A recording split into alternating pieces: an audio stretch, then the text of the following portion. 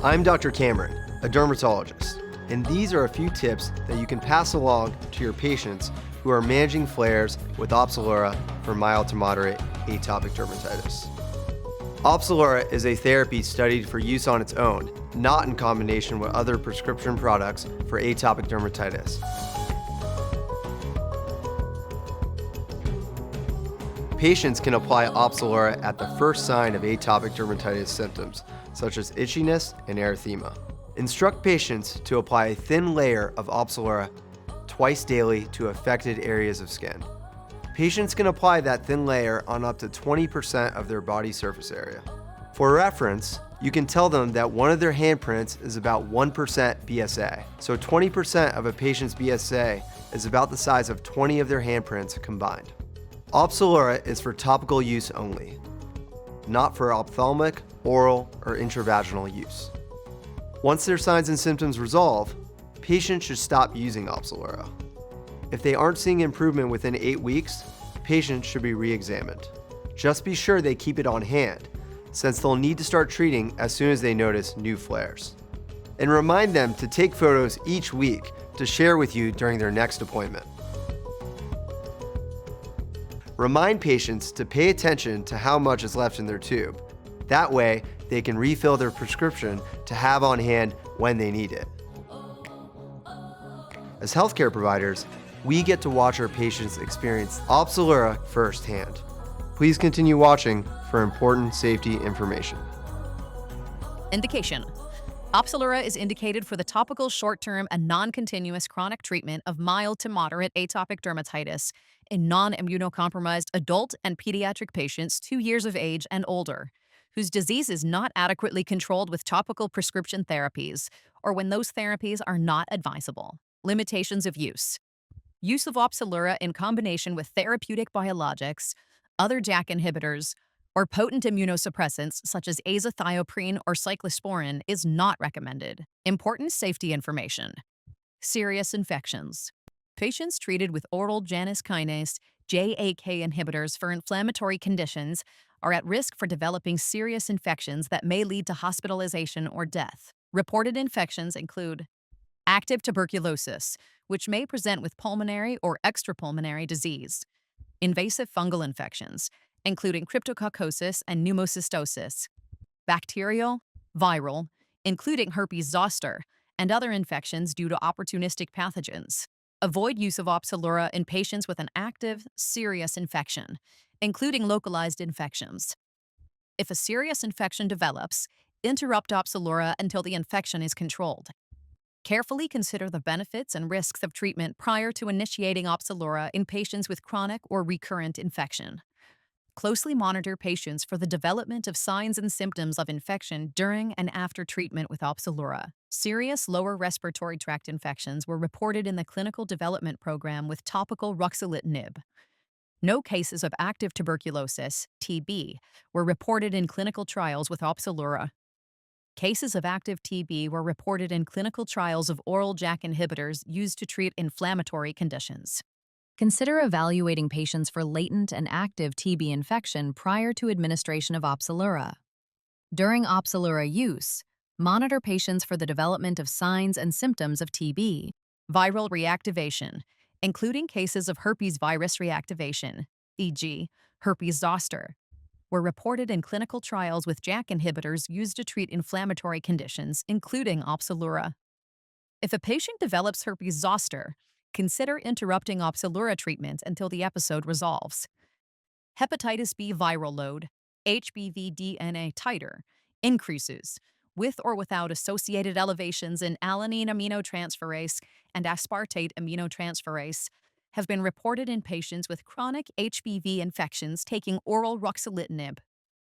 OPZELURA initiation is not recommended in patients with active hepatitis B or hepatitis C. Mortality. In a large randomized post-marketing safety study in rheumatoid arthritis, RA patients 50 years of age and older, with at least one cardiovascular risk factor, comparing an oral JAK inhibitor to tumor necrosis factor, TNF blocker treatment, a higher rate of all-cause mortality, including sudden cardiovascular death, was observed with the JAK inhibitor. Consider the benefits and risks for the individual patient prior to initiating or continuing therapy with OPZELURA. Malignancies. Malignancies were reported in patients treated with OPZELURA. Lymphoma and other malignancies have been observed in patients receiving JAK inhibitors used to treat inflammatory conditions. In RA patients treated with an oral JAK inhibitor, a higher rate of malignancies, excluding non-melanoma skin cancer, NMSC, was observed when compared with TNF blockers. Patients who are current or past smokers are at additional increased risk.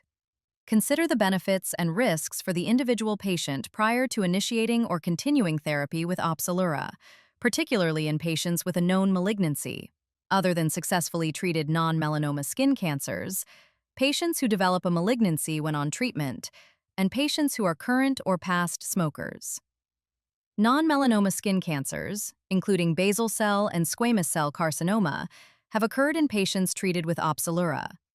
Perform periodic skin examinations during OPZELURA treatment and following treatment as appropriate. Exposure to sunlight and UV light should be limited by wearing protective clothing and using broad-spectrum sunscreen. Major adverse cardiovascular events, MACE. In RA patients 50 years of age and older with at least one cardiovascular risk factor treated with an oral JAK inhibitor, a higher rate of major adverse cardiovascular events, MACE, defined as cardiovascular death, myocardial infarction, and stroke, was observed when compared with TNF blockers. Patients who are current or past smokers are at additional increased risk. Discontinue OPZELURA in patients who have experienced a myocardial infarction or stroke. Consider the benefits and risks for the individual patient prior to initiating or continuing therapy with OPZELURA, particularly in patients who are current or past smokers and patients with other cardiovascular risk factors.